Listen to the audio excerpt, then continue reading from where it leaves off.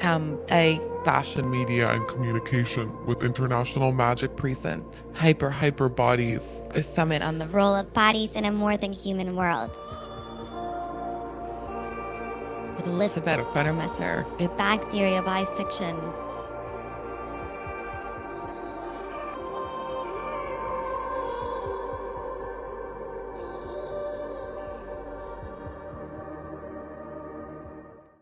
So I'll just quickly introduce you. So Elizaveta Federmesser is an artist and creative researcher.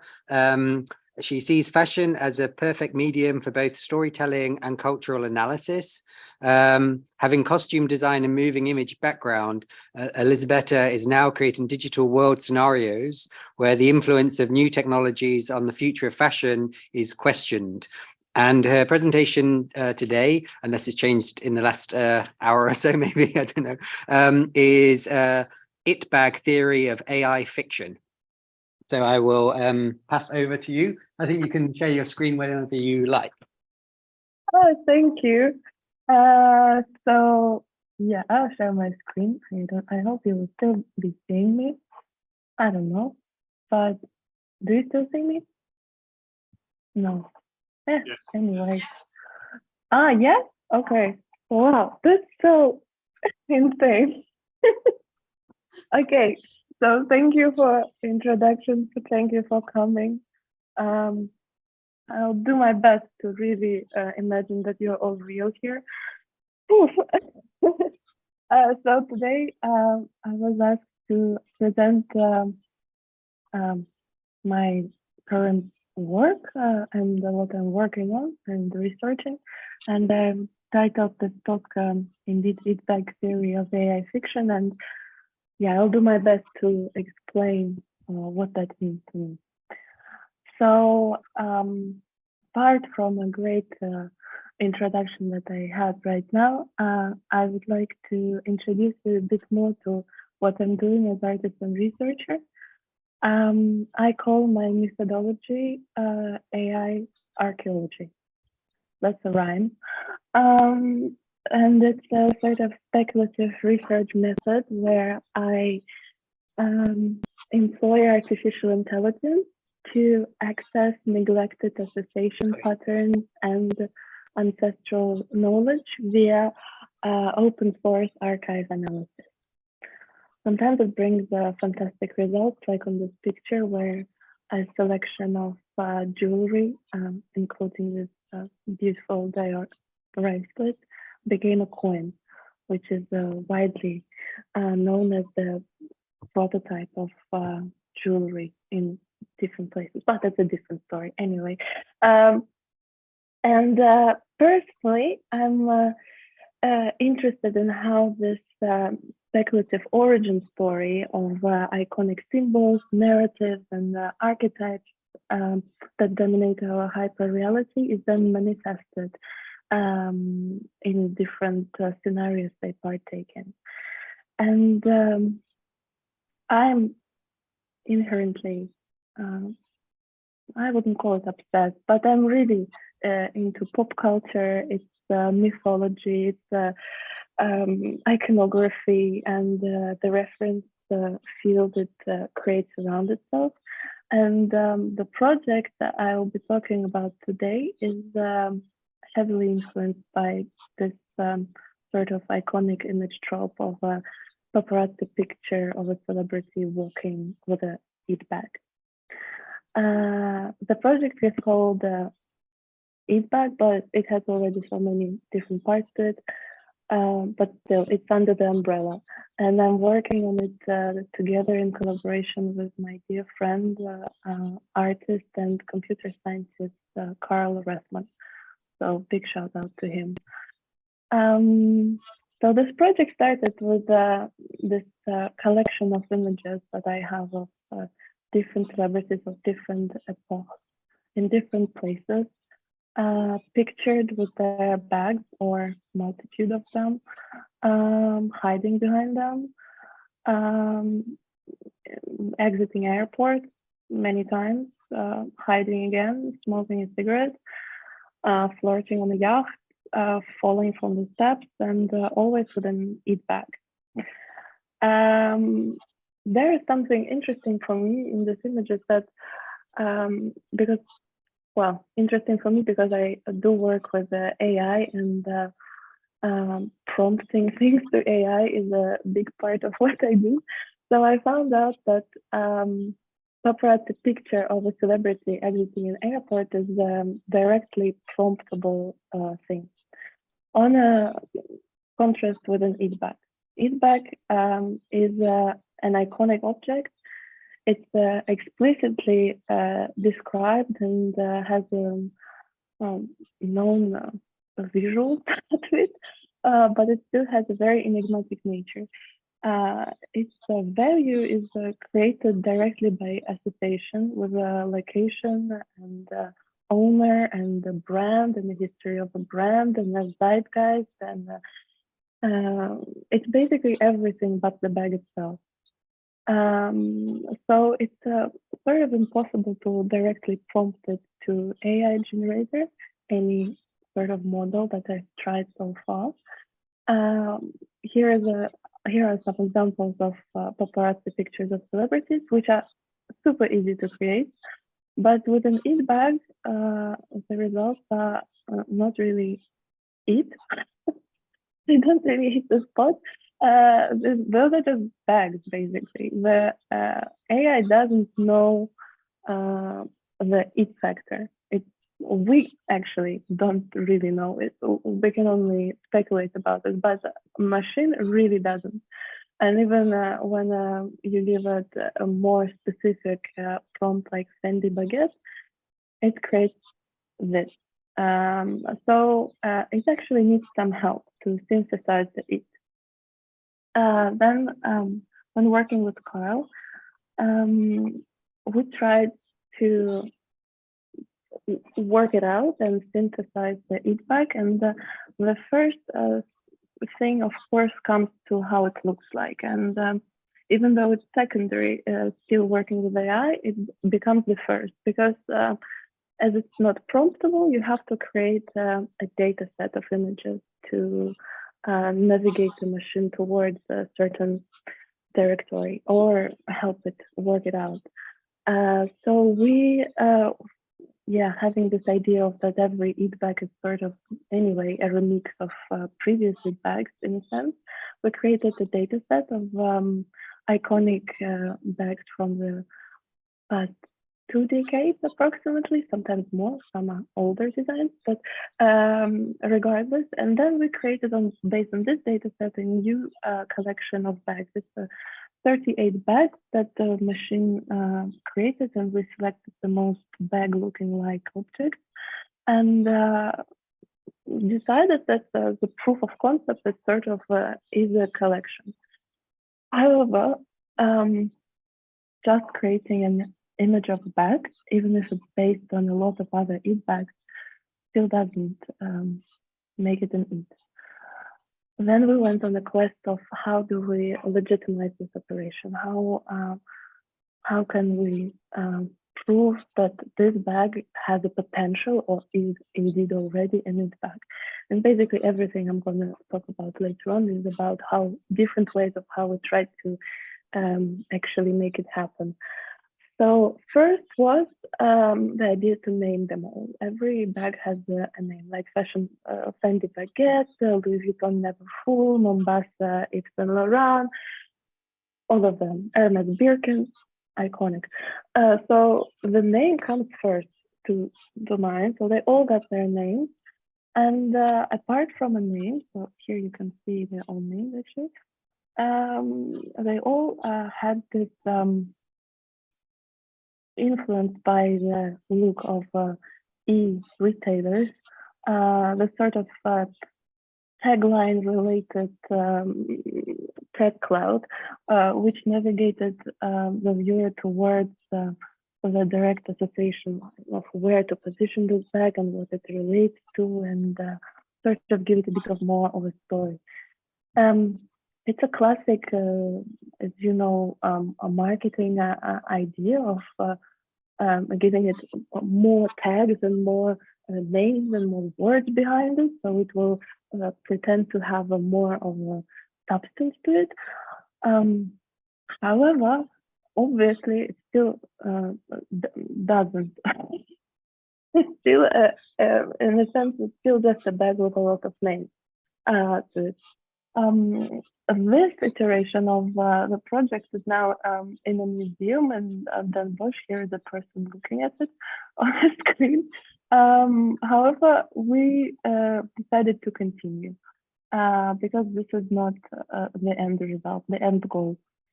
So we went on the quest for authenticating this bag, the selection of this bag.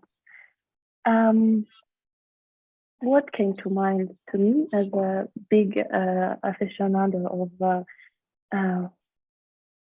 dupes, counterfeits, and fakes, whatever you call them, is that the probably true e-bag must be already available online in a fake variation of itself. So the idea became to create those bag designs and send them to suppliers somewhere in the world to create a fake and put it online together with others. That's also sort of,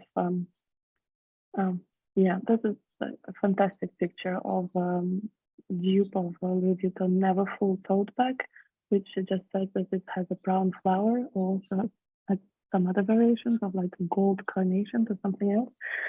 So this world of navigating the DH Gate and Alibaba and everything, it's also not a directly promptable search engine, by which I mean is that to find a bag you like, you can never actually name it by its name because it's against the legal rules of how they can sell them. So you have to go around it, same as the AI, that you have to describe it as a tote bag, fashion bag, brown bag, leather bag, monogram, whatever, like as many tags as you can come up with to get the exact results you want, because of course the options are infinite there. So each bags still stay hidden there, but yet they're there, and that's sort of one of the it factors that we were working with. So yeah, the idea was to send them and to create the samples of a bag and send them to suppliers to create an item out of materials that we will also specify to then sell among other dupes. So here are some samples that we created that already don't look anything like the original images, but still, I think it doesn't really matter because this is not the point. The value will be created by association. And as of yesterday, actually, when Hermes won the lawsuit against the Meta Birkin with the main argument that it doesn't really matter how it looks because the main value of a picture is by association to the brand. So that proves the point that it doesn't really matter how it looks. Well, here is another great screenshot of the DH Gate and the desired positioning for these items that will help us prove their legitimacy. But that's not the end of our quest. Biggest, well, when you look at this, it's just the bag. Then how would I know which one is an it bag? Well, I personally, looking at them, I already know which people I've seen wearing these bags. So the Chanel is, well, millions of people and celebrities wore it. Same with Kelly by Hermes. Well, Toad by Marc Jacobs is, well, quite new, so not as exciting. Well, but still, I just check them all out, and I already can imagine people where that saw it, where it's been, and maybe in which movie or photo shoot or anywhere. So it brings us to the next part, where to put it in the right hands is actually what we need to do.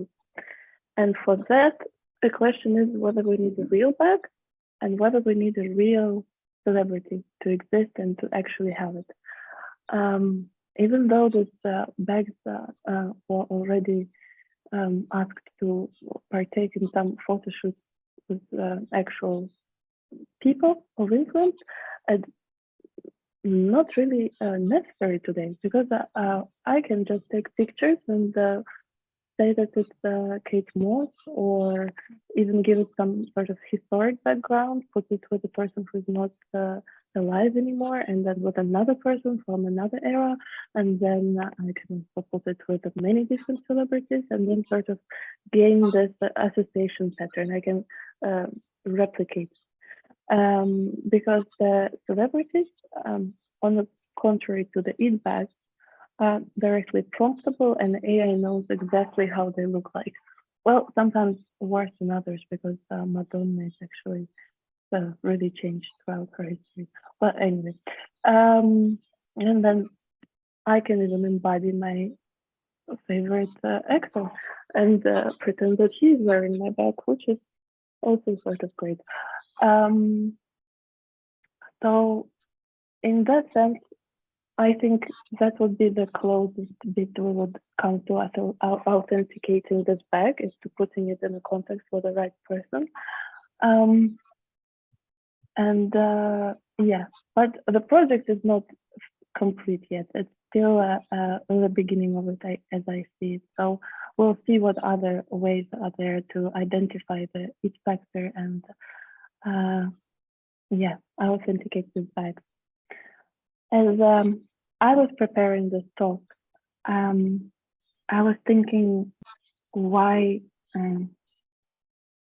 eat bags, and actually why what's the link there for me between creating the eat bag with AI. It's sort of like, well, I can create anything with AI, why them?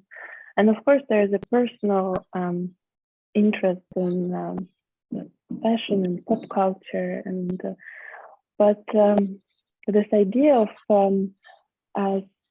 being something being directly promptable, and sometimes being completely created via a cloud of prompts, there is something there that I was curious about. And the name of this talk is actually referencing the text I read by prominent sci-fi writer Ursula Le Guin.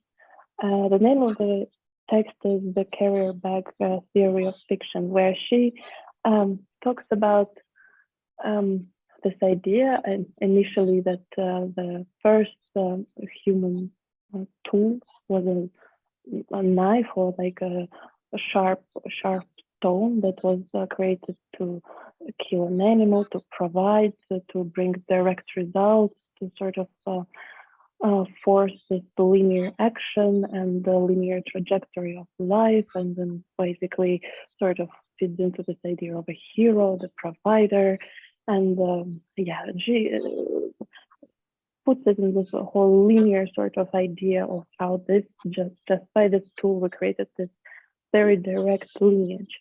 And then she counters it with an idea that maybe the first tool was not a knife, but a container to collect the fruits and vegetables, and collect different things, and collect stories, and collect history, and to generally collect different things that don't have a beginning and end, to create this more holistic sort of a notion of a story that you can then tell and retell.